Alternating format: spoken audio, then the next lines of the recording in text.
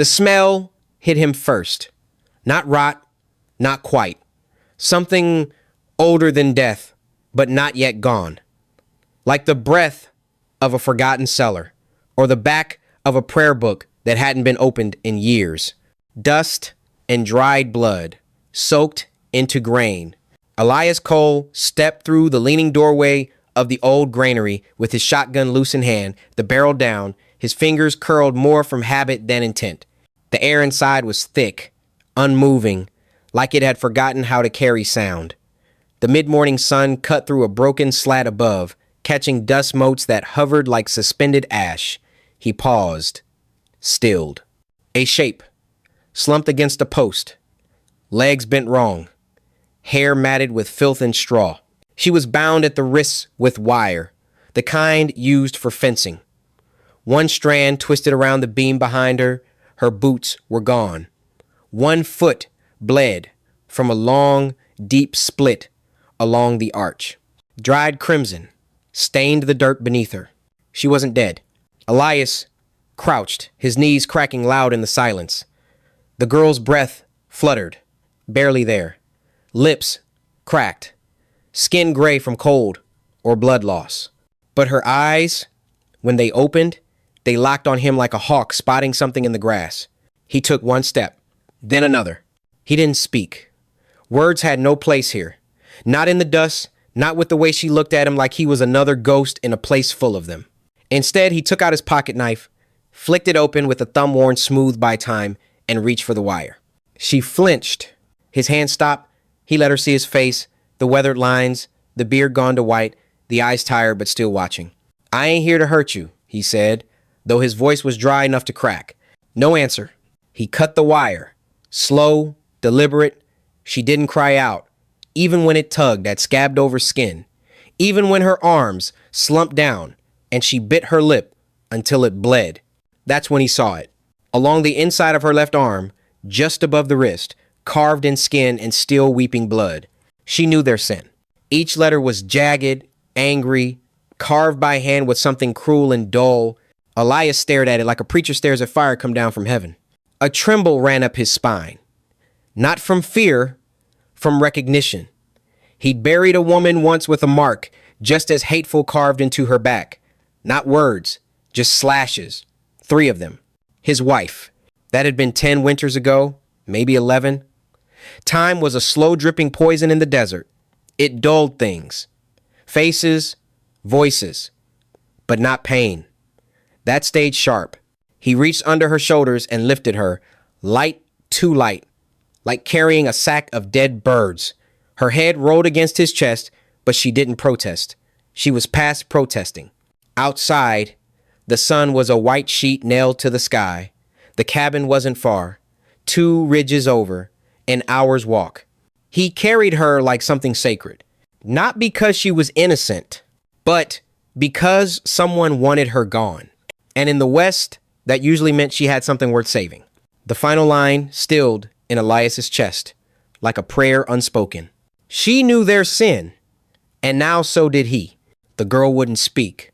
Not when he asked her name, not when he pressed the edge of a warm cloth to her split foot, not even when he pulled a splinter of rusted wire from the raw skin behind her elbow. She just watched him, eyes wide, dry, and quiet as old stone. Outside, the wind scraped against the shuttered windows like dry hands on coffin wood. The cabin creaked in its bones. Elias had seen worse storms in Texas, but something in this one stirred uneasy in his gut. A silence too thick, a pressure behind the ears, like a warning not yet spoken. He knelt by the hearth, coaxing the flame from a bundle of mesquite bark and the last page of an old hymn book. The fire caught slow, unwilling, but it came alive. Pale orange light danced across the cracked floorboards and kissed the girl's face in flickers. She flinched at the pop of sap in the wood. "Won't hurt you," he said again, softer this time. No answer. Just the sound of her breathing, slow, shallow, like she didn't trust the air to stay clean long. Elias stirred the pot above the fire. Thin rabbit stew, barely enough to float a sliver of onion. He'd caught it that morning in a snare near the dry creek bed. Now it was all he had to give. He poured a cup and knelt before her, one knee popping. She didn't reach. You're gonna eat, he said, or I will. Still nothing. He set the tin cup down beside her, close enough she could smell it. The warmth reached her fingers, but she didn't move. Only when he turned his back did he hear the faint scrape of tin across wood. He didn't turn. He just let the silence hold. Night came slow in these parts. The stars crawled across the sky like cautious scouts. Coyotes howled once far off, then stopped, as if they too were holding breath.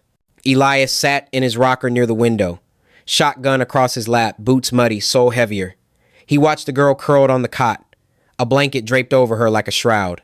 She hadn't spoken a single word in 3 hours, but her eyes never closed. He saw that, and he saw something else too. She knew their sin. When she shifted, the sleeve of his old coat fell back from her wrist, and there it was again like a brand burned into his own conscience. Someone had done that to silence her, but they hadn't killed her. It didn't add up. The Calebs of the world didn't leave witnesses. They buried them deep, or let the buzzards do it. Why? He stood slowly, walked over to the chest at the foot of the cot, and opened it. Inside lay an old book, his wife's Bible, now wrapped in oilskin and untouched for years. He placed it on the table, stared at it like a man staring at a gravestone. Then he took a small box from beneath the Bible and opened it. A revolver. Cold steel, oiled and ready. He set it beside the fire. When he turned, the girl was looking at him, not just glancing now, but watching. Still, she said nothing. But her eyes spoke something else entirely. She wasn't just afraid. She was preparing. Out in the dark, something shifted. A bird took flight too fast. A tree creaked with no wind. Elias stood at the window, eyes narrowed into the black. Somewhere beyond the ridge, trouble stirred. He felt it like a splinter beneath the skin, and in the fire's glow, the words on her arm seemed to burn fresh again, as if someone, somewhere, still needed reminding of what she saw. She spoke just before dawn, not with a warning, not with a plea, just 3 words, rasped through cracked lips and into the dark like a prayer to no God. They were laughing. Elias had been at the stove, spooning out the last of the rabbit stew into 2 chip bowls. He didn't turn, didn't flinch, but his hand stopped mid-stir, and the silence in the cabin deepened like a held breath. The fire crackled once, sharp as a pistol shot. He turned slowly, spoon still in hand. Her eyes were on the floorboards, on a knot in the wood she hadn't stopped staring at since he'd carried her in. Her voice came again, softer now, but it carried. They laughed after they shot him, like boys do after pulling a cruel prank. Elias said nothing. He didn't need to. The room was already full of ghosts. She reached for the bowl he left on the crate beside her cot, held it in both hands like it might vanish if she blinked. He had a Bible in his lap, she said. Didn't raise a hand. Just sat there. Told him they were sick men, that their hearts were hollow. Caleb shot him in the neck, not the chest, the neck. She took a shaky breath, a spoonful past her lips. She didn't seem to taste it. Elias sat on the chair by the hearth, the wood groaning under his weight. The revolver rested on the table beside him, cleaned, loaded, ready. Her voice didn't tremble. That was the strange part. It didn't weep or shake. Just dry and measured, like she'd already told the story 1,000 times in her head, and now the telling was just another part of survival. There was a wagon, covered. I was under it. They didn't know I'd gone back to grab the canteen. I heard everything. Heard the women scream. Heard the girl choke on blood. She couldn't have been more than 16. Elias's jaw tightened. His gaze drifted to the window, still dark outside. The sky not yet shifting. The kind of dark that held everything in place. 3 men, she said. Caleb, one with the scar down his cheek, one missing half a finger. That last detail brought a flicker of life to her face. Not rage, not sorrow, just memory. I watched them dump the bodies in a ravine east of Devil's Spine, 6 of them. Then they started loading rifles and coin into Caleb's wagon like they were stocking shelves. Elias nodded once. Then they found me. I pause. They didn't kill me, just smiled like they knew something I didn't. Caleb said he wanted me to remember, said memory was the best kind of prison. She turned her wrist slowly, showing him the scabbed over words again. She knew their sin. They carved it into me like it'd hold the truth in place. Elias stared at the wound, then passed it beyond her, beyond the cabin, to something not yet arrived, but already circling. The stew grew cold in both their bowls. "You tell anyone else?" he asked. "No one left," she said. "They made sure of it." A gust of wind hit the window pane, then sharp, rattling, dry leaves skittered across the roof like bones dragged over tin. In the distance, a horse cried once, then silence. Elias rose, picked up the revolver, and slipped it into his coat pocket. "You believe me?" she asked finally, her voice barely a whisper. He turned to her, eyes hard as the land outside. "I don't need to. Out here, when a name like Caleb Shaw walks free, the lie ain't whether he did it. It's how many bodies he left behind that never got counted." She found the Bible before he could hide it. It was just past dawn, a dull gray bleeding through the cabin window. Elias had gone to check the snares near the arroyo, and when he returned, he found her sitting at the table, the leather-bound book resting in her lap like something fragile and burning. Her fingers traced the worn cover like a question she didn't want answered. "You a preacher?" she asked without looking up. Elias set the snares down beside the door. One rabbit, one empty loop. She turned a page slowly. The sound was dry, papery, like old leaves being crushed underfoot. "What changed?" Elias didn't answer right away. He moved to the stove, threw another log on the fire. Sparks jumped like startled ghosts. "I buried my wife and 2 boys in a ditch just outside San Alamo. That's what changed." The wind stirred outside, but only lightly. The kind of wind that doesn't cool or carry it, just shifts dust from one forgotten corner to another. She looked up. "How'd they die?" He poured coffee into 2 tin mugs, slid one her way. "Men came through on the way to nowhere. Wanted food, guns, women." A long silence. "Then, you weren't there?" "I was reading the Gospel of Mark to a dying ranch hand 15 miles out." He sat across from her, the chair groaning beneath his weight. "When I came back, the barn was still burning. The bodies weren't much more than smoke." He didn't cry when he said it. His voice didn't break, just flattened like a man too tired to mourn, but too human to forget. The girl closed the Bible gently, placed it on the table. "They carved something into your wife?" He nodded. 3 slashes across her back, like a tally, like she was just another count. She exhaled through her nose, a sound not quite pity. "You think it was him?" she asked. "Caleb?" Elias didn't blink. "Wouldn't surprise me." They sat in silence for a long time. Not the uncomfortable kind. The kind that stretched between 2 people who understood that words were just another form of noise. Outside, a hawk cried once and went quiet. The girl stood and moved toward the fire, blanket still wrapped tight around her shoulders.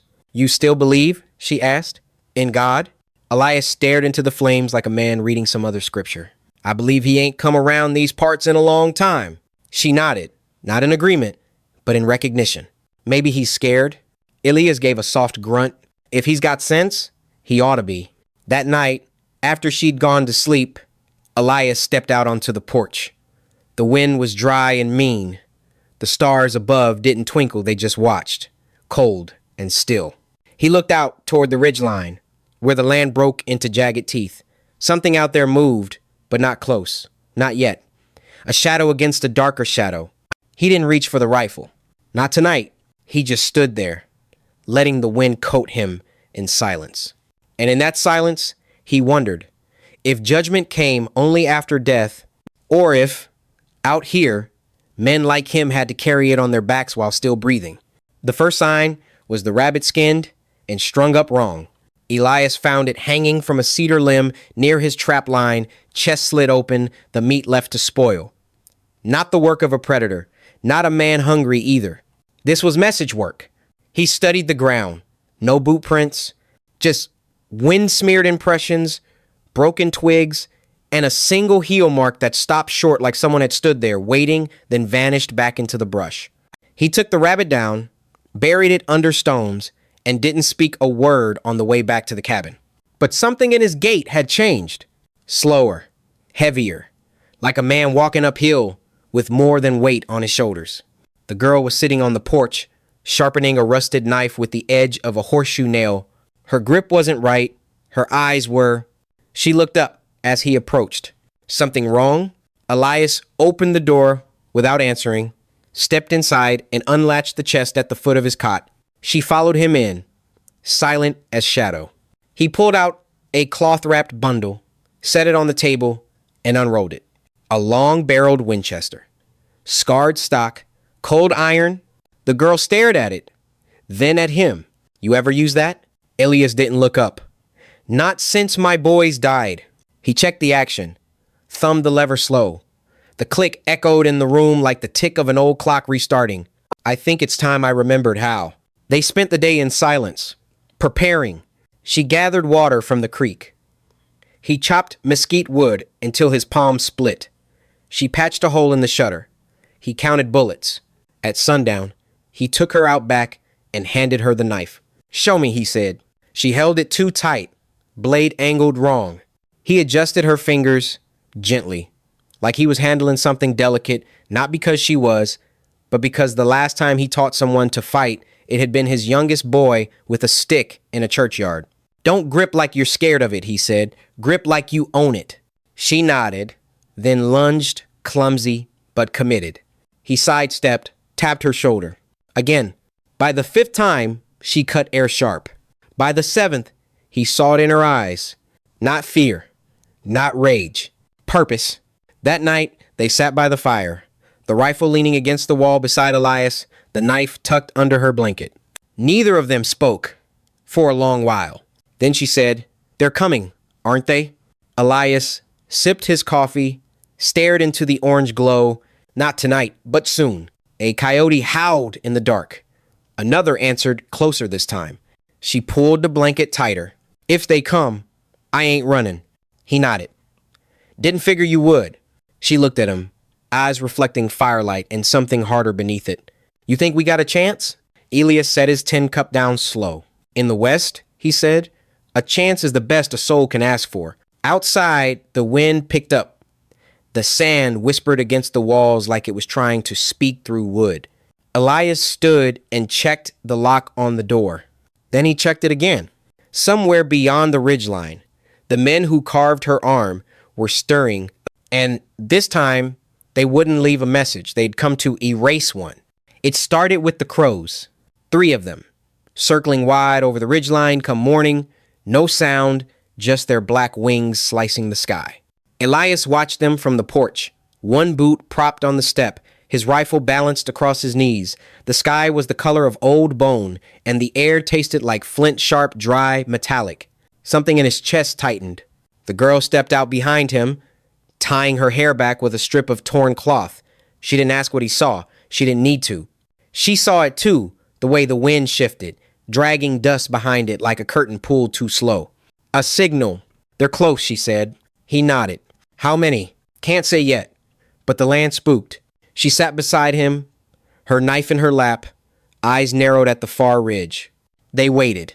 By noon, the first shape broke the horizon, just a flicker of movement against the yellow sky. Then another, then 3 more. Riders, slow, spaced, confident, too confident. They weren't scouting. They were coming. Elias stood, walked inside, and checked the Winchester again. He ran a cloth through the barrel. Not because it needed it, but because his hands needed something to do. She was behind him, pacing like a caged fox. Not nervous, just caged. We stay? She asked. We stay. She looked to the window, then down to her arm, the words still scarred across her skin like dried ink. Then, we better make it cost him. They moved together, wordless. The kind of rhythm born not from training, but from shared silence. She poured lamp oil across the windowsill, just in case. He loaded shells, each one checked twice. She stacked firewood waist high behind the porch rail. He nailed the shutter above the kitchen. There was no panic, no trembling, just motion. Deliberate, heavy, like they were setting the table for something solemn. By late afternoon, the dust line reached the lower basin. 5 riders now, close enough to count the horses. One of them, heavy-set, hunched forward with a limp shoulder, the one with the scar down his cheek. Another wore a red scarf tied tight around his neck. And the one in the center, tall, broad-backed, easy in the saddle. Caleb Shaw. Even from this distance, Elias could feel it. The same way you feel thunder before it speaks. They're not gonna knock, the girl said. No, Elias replied. They ain't. Inside the cabin, he pulled down a box wrapped in oiled cloth. From it, he drew a scattergun, double-barreled, brutal, honest. He set it by the door. Then he did something he hadn't done in 11 years.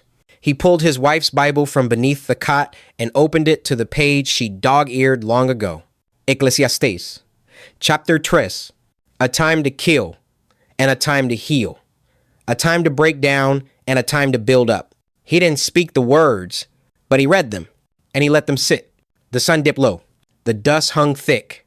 The hoofbeats hadn't started yet, but the ground already felt like it remembered them. Elias stepped onto the porch. The girl stood beside him, knife tucked into her belt, gaze locked on the horizon. They're coming straight, she said, not hiding it. No reason to, he replied. They don't think we'll fight. She almost smiled. Then let's make them regret thinking. As the wind kicked up red earth and the sun bled into the sky, Elias felt something shift deep inside.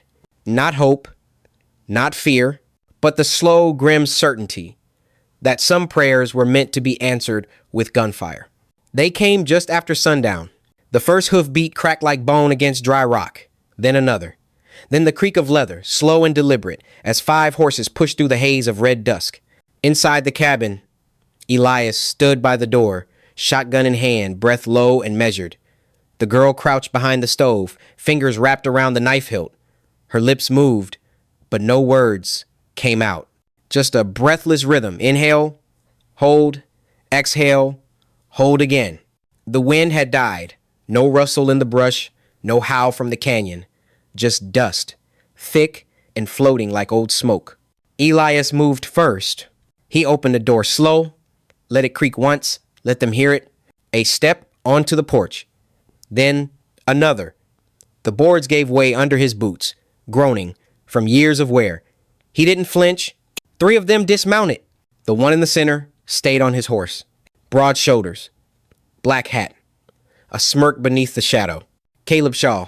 Elias saw the shape of a pistol at his hip, saw the way his fingers flexed slow like a man stretching before a prayer. The 2 others spread wide, flank positions, trained, loose, dangerous. Elias took one breath through his nose, and it filled with the scent of iron and sweat and something sour like death that hadn't been buried yet. The first man drew. The shotgun roared, a spray of fire, thick and blinding. The man dropped like a felled bull. His head snapped back, legs kicked twice, then stopped. The second came from the right, low and fast, revolver out. But the girl was faster. She sprang from the shadows like a memory made flesh, her knife flashing under the firelight. One step, then another. Then a sharp twist of her wrist under the ribs, straight in. The man gasped, a wet sound. His gun clattered across the floorboards. She didn't look at him again. Then silence, the kind that presses against the skull. Too much for birds, too heavy for wind. Caleb Shaw dismounted slow, not rushed, not afraid, just sure. He stepped forward, one boot sinking into the blood-soft earth where his man had fallen. Elias lowered the shotgun. Empty. He dropped it, let it fall with the weight of a finished sermon. Caleb drew, fast, mean, but Elias was already moving shoulder low, charging like a hammer through dry wheat. They collided hard, fists and knees and elbows all tangled in heat and breath. The girl ran toward them, the knife still slick in her hand. Caleb shoved Elias back, swung wild, caught him across the jaw. Elias stumbled. Caleb turned. Too slow. The girl drove the blade in from behind. Between the ribs, he buckled. No scream. Just surprise. He dropped to his knees. Elias stepped forward, chest heaving, blood at the corner of his mouth. He took the knife from her hand and finished it. By full dark, the fire burned steady again. 3 bodies lay still under the sky, their shadows long and broken. The girl dug with a shovel that used to belong to Elias's boy. Elias worked beside her, each strike of the blade into dirt, a sentence unspoken. The graves weren't neat. They didn't need to be. They just needed to be deep enough. Later, after the last of the red earth was packed down, Elias stood alone by the porch. The girl sat on the steps, eyes fixed on the horizon, where the dust had finally settled. The wind picked up, soft, almost kind. But the silence still held. Not the kind that waits, the kind that knows. And as the night wrapped around them, the cabin stood a little smaller, the world a little quieter. But inside both their chests, something had opened that would never fully close again. The air smelled of turned earth and burnt gunpowder. Not fresh anymore, not dangerous either, just lingering. Like grief that hadn't yet settled into memory. She stirred the fire with the butt of the shovel, half buried in the ashes of last night's flames. Sparks leapt up, danced once, then vanished into the dim light. The sun was trying to rise, but clouds held it back. Just a sliver broke through the trees, narrow, golden, trembling on the cabin floor like something holy that didn't quite belong here. Inside, Elias sat at the table with a cloth pressed to his jaw. The bruise from Caleb's fist had begun to color, purple edging into blue. His knuckles were cracked, one fingernail bent black with blood. The girl sat across from him, elbows on the table, chin resting on clasped hands. No words passed between them, but something had changed. Some line, drawn in silence, had softened overnight. She reached across the table, just 2 fingers, light on his wrist, not affection, not apology, recognition. They buried the bloody clothes in a patch of scrub behind the stable, lit them with a matchstick, and watched them curl into smoke. Neither spoke. They didn't have to. The act itself was the sentence. The cabin had taken its scars, bullet splinters in the porch post, a blackened scrape on the floor from the struggle, a crack in the back window pane, but it still stood. So did they. Elias cleaned the shotgun with slow, thoughtful care. His hands knew the motions, but his eyes were elsewhere far, maybe 10 years back, maybe more. Somewhere between a churchyard and a woman's laughter that no longer had a voice. The girl stepped outside, barefoot in the morning dust, and leaned against the doorframe. She looked thinner somehow and stronger. She watched the trees. The birds didn't sing. Not yet. But the wind had started again. Not harsh, not cruel, just enough to stir the grass and rustle the branches like the land itself was exhaling. She walked to the graves. 3 of them. Uneven. Fresh. The mounds were neat now, each marked with a stone, no names. No words, just weight. She didn't pray. She crouched and ran her fingers over the red dust, now hardened with sun. A sound behind her footsteps. Soft. Familiar. Elias joined her, hands in his pockets, jaw still set but not clenched. They stood side by side in the golden slant between the trees. Still no words, but the silence no longer felt like a wound. That night, they ate in silence. Rabbit again. Thin broth. But the air felt different. The fire's warmth reached a little deeper into the wood. Afterward, Elias reached into his coat pocket and placed something on the table. The girl stared at it. A silver cross. Small, weathered, bent at one end. He didn't explain. She didn't ask. She just picked it up, closed her hand around it, and held it to her chest for a long moment. Then set it beside her knife. Outside, the stars returned. The trees swayed gentle in the night. The porch creaked with wind, not weight. Elias watched from the window, one hand resting on the frame, the other on the Bible, closed but no longer hidden. And somewhere in the quiet, beneath the weight of all that was lost, a sliver of tomorrow found its place between the trees. The sun was already high when they packed what little they had. A saddlebag, a rifle, a pouch of dried meat, 1 canteen, the knife, the cross. The Bible stayed behind. The cabin too? Elias stood in the doorway one last time, hand on the frame where the wood still bore a bullet groove from Caleb's first shot. He traced it with his thumb, then stepped back and closed the door. No key, no lock, just finality. The girl waited beside the mule, one boot resting lightly against the stirrup. Her face was calm, but her eyes kept scanning the trail ahead, not for danger, but for decision. The air was dry, still, not even the buzz of flies near the graves. They didn't mark the trail with words, just footsteps, just the crunch of dust under leather and the creak of weathered straps. They passed the ridge by midday, the land unfolding before them like a long exhale, vast, unforgiving, indifferent. No road, just direction, south, toward nothing they could name. Behind them, the cabin disappeared into the haze. Elias didn't look back. She did once. Only once. By sundown, they came to a dry riverbed, cracked and scattered with bone-white stone. They sat beneath a twisted mesquite tree, eating in silence, sharing the same tin cup of water. The fire they built was small, careful, meant more for comfort than warmth. Above them, stars blinked into place like slow truths. No wind, no sound, just breath and firelight. He pulled out the old tin of tobacco, tapped some into his palm, and rolled a thin smoke with practiced hands. She leaned back against the saddlebag, eyes half-lidded, still alert, always alert. Later, when the fire had fallen to embers, she said, "We gonna keep running?" Elias let the smoke trail from his lips before answering. "Number." "Then what?" He glanced at her, saw the scar still etched into her arm, though it had begun to fade. Just a line now, a memory trying to soften. "We're not running. We're just not waiting anymore." She nodded. Didn't speak again. Neither did he. Morning came slow. The horizon, a line of burning gold. They saddled up without a word. The dust rose behind them like ghost trails, fading fast. Back at the cabin, the door creaked in the wind.